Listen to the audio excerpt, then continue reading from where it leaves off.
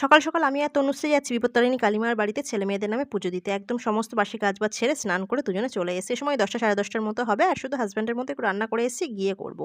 তো বাকি দুজনকেও বলেছিলাম, কিছু কারণবশত ওরা আর কি আসতে পারেনি। তো আমি আর তনুশ্রী এসেছিলাম, বললাম চলে গিয়ে আগে ছেলে মেয়েদের নামে গিয়ে একটু পুজো দিয়ে আসি, কারণ না 2টো দিন পর থেকে ওদের পরীক্ষা।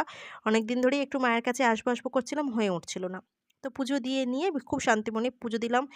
তোমরা একবার মায়ের দর্শন করে নিও। মায়ের দর্শন করে নিয়ে ওই মন্দিরের ওখান থেকে দুজনে দুটো মায়ের ফটো নিলাম।